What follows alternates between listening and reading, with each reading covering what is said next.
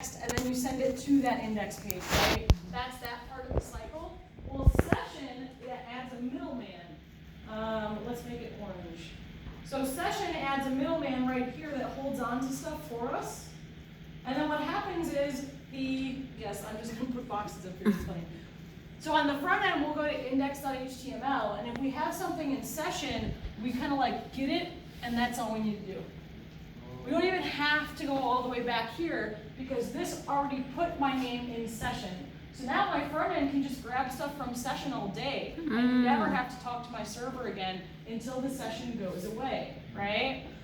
Some of you have maybe tried to load something on your phone offline and you didn't know you had internet for a second because it successfully loaded, right? Gmail caches or stores like your first 100 emails or whatever, right? All of that's being stored on a cookie on your computer in a table called session, right? Isn't that cool? Yeah. Yeah, that's why if you delete your cookies, your internet is slower. You have to log into everything again and it's really annoying, right? And yeah, it's really neat. So what happens is there's a secret key in our applications, and then there's a secret key with that session cookie, right? That's why only one site can talk to one cookie on your computer. They both have to have the same key, right? And sometimes when sites update their keys, that's when your cookie doesn't connect anymore, and you have to log in again. Make sense? Cool stuff, right? Stuff I didn't even understand fully when I started in this industry, but now I do, and it's really cool. You learn more stuff as you go along all the time. So, because I can get session stuff without having to make a request for it, that means I can go to any HTML page after the login page and start using my session variables.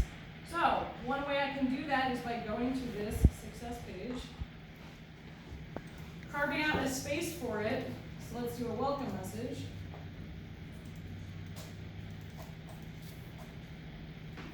And then saying, hey session, can you give me that cool username that you have? The only confusing thing about this is that on the front end you cannot use square brackets. So anywhere you would use a square bracket, you must now use a dot, right?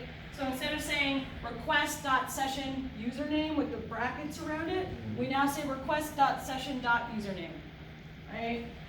No context being sent over, nothing like that. In views.py, all I'm doing is literally just rendering the success page. That's it. But because I put something in session here, this page has access to that because it can just go take a look right in session. Let's check it out.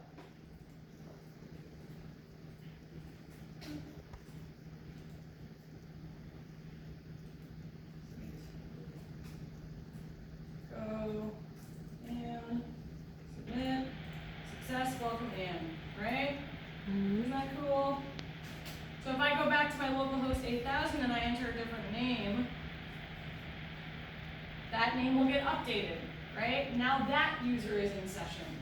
Does that make sense? Pretty cool, right? Yes. Yeah, so now on your choose your own adventures, right? If you want it, you could have a user put in their name and you could put it in session once, and then on all the pages after that, you can use it anywhere you want by saying request.session.username, right? That doesn't mean you will not use context, because there are some things you don't have to save, right? You're just passing big data back and forth. But now you get to pick and choose when, right? When do I put something in context? When do I stick it in session? Does that make sense? Whenever we're working with session, I would recommend making a log out button that clears the entire session.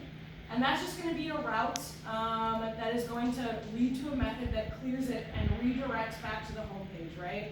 Because that's kind of what logging out does. When you log out of a website, it redirects you back somewhere else, right? You see it happen. You hit log out, it thinks for a second, maybe you see some other page flash for a second, and then you go back to the home page, or the login page, right? The Coding Dojo site does this actually. When I try to just go to learn.codingdojo.com, it checks if I'm logged in. If I'm not, it redirects me to /sign in. See how it did that? Because it knows I'm not logged in, so it redirected me somewhere else. If I were logged in, it would redirect me to dashboard. If our site was mobile friendly, I could show you, whoa, no.